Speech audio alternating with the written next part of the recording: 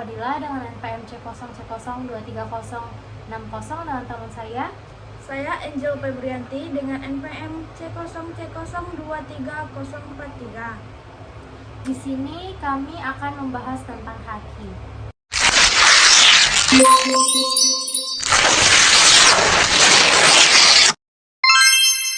Intelektual atau haki adalah hak atas kekayaan yang timbul karena kemampuan intelektual manusia.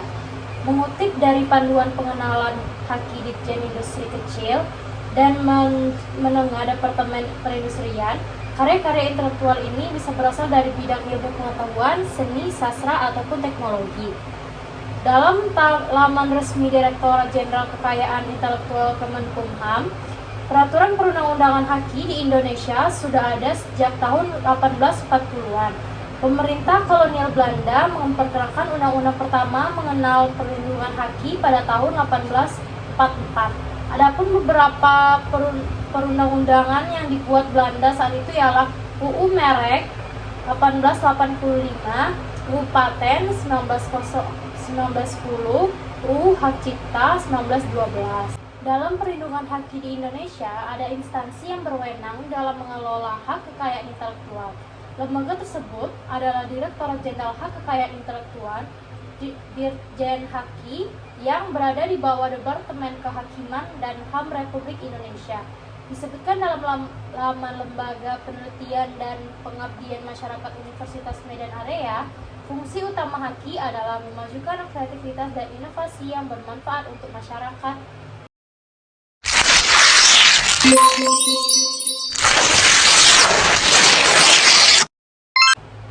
Manfaat haki berdasarkan panduan pengenalan haki Ditjen Industri Kecil dan Menengah Departemen Perindustrian. Hak kekayaan intelektual memiliki beberapa manfaat untuk berbagai pihak, yaitu 1. Bagi dunia usaha, ada perlindungan dari penyalahgunaan atau pemalsuan karya intelektual dan pihak lain, baik di dalam maupun di luar negeri. Perusahaan juga akan memperoleh citra positif jika memiliki perlindungan hukum bidang haki. Yang kedua, bagi inventor menjamin kepastian hukum entah itu individu atau kelompok dan terhindar dari kerugian karena pemalsuan atau kecurangan pihak lain. Yang ketiga, bagi pemerintah yang menerapkannya akan mendapat citra positif di tingkat WTO atau World Trade Organization atau Organisasi Perdagangan Dunia. Di samping itu juga ada penerimaan devisa dari pendaftaran atas hak kekayaan intelektual.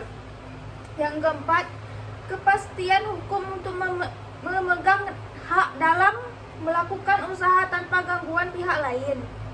Yang keempat, pemegang hak bisa memberi izin kepada pihak lain.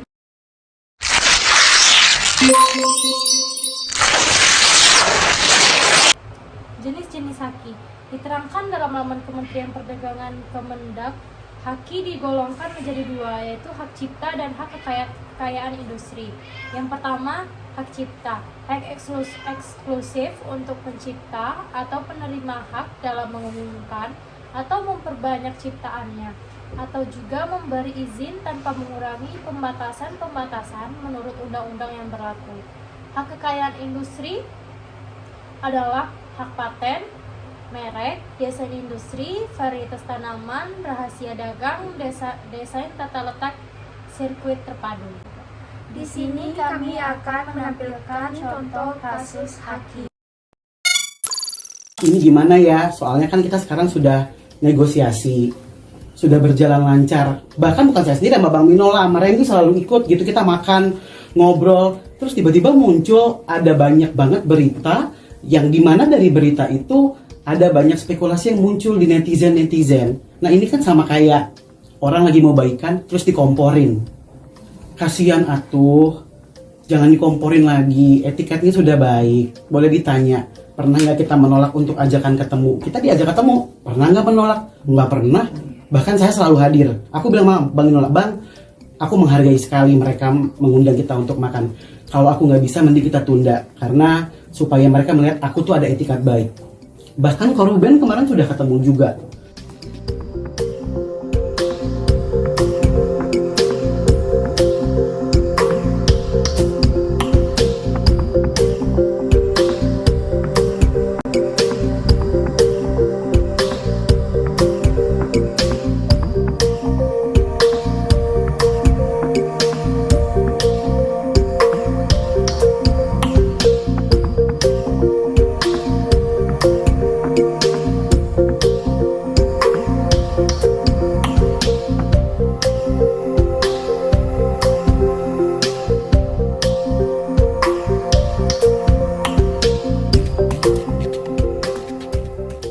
Kami sama-sama memiliki sertifikat, di mana Ruben Samuel Onsu memiliki berbagai macam logo, berbagai macam kelas, dan itu semua sudah keluar sertifikat resminya dari DJKI.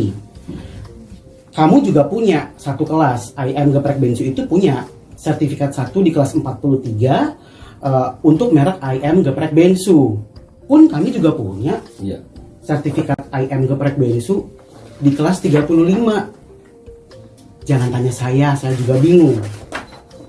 Kok ada sertifikatnya juga. Nah ini diberikan ke kita loh, atas nama Ruben Samuel Onsu.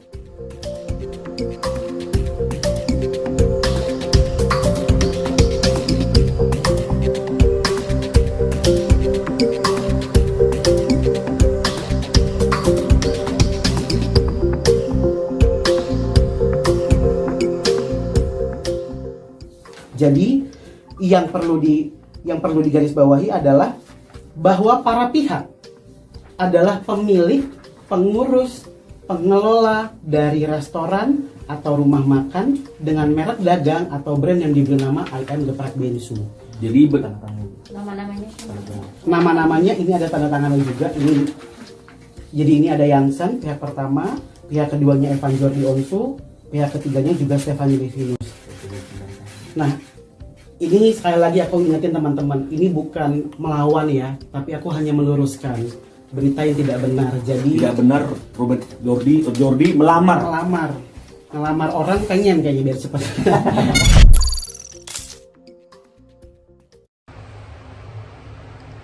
Kasus sengketa perebutan merek Geprek Bensu rupanya belum berakhir dan kini memasuki babak baru.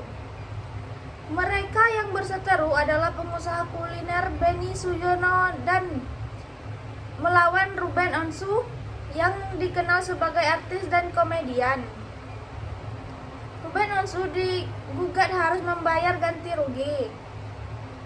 Dikutip dari laman resmi Pengadilan Niaga Jakarta Pusat, pada Kamis 14 Maret 2022, gugatan dilayangkan oleh PT Ayam Geprek Benny Sujono. Ada dua pihak tergugat, yakni Ruben Samuel Onsu sebagai tergugat 1 dan Kementerian Hukum dan HAM sebagai tergugat 2. Dalam petitum Pengadilan Niaga Jakpus, PT Ayam Geprek Benny Sujono atau Ayam Geprek Bensu meminta pengadilan memutuskan bahwa mereka sebagai pemilik dan pemakai pertama merek Ayam Geprek Bensu Sedep Bener atau yang biasa disebut Ayam Geprek Bensu adalah hak yang sah. Kesimpulan yang dapat kita ambil adalah kita harus segera mendaftarkan hal merek dagang kita karena agar tidak terjadi hal-hal yang seperti tadi yang merugikan dua belah pihak. Tujuan dari memberikan hak cipta kepada merek kita adalah memberikan hak eksklusif kepada pencipta untuk mengontrol bagaimana karya kita digunakan dan melindungi kepentingan ekonomi kita. Sekian dari kami, semoga bermanfaat. Wassalamualaikum warahmatullahi wabarakatuh.